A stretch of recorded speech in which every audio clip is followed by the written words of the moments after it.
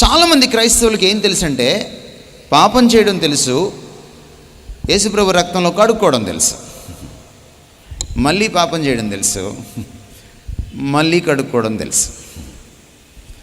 మన వాళ్ళు అనుకుంటారు మనం ప్రతిరోజు స్నానం చేస్తాం కదా, ఆ టైప్ అనుకుంటారు క్రైస్తవ జీవితం.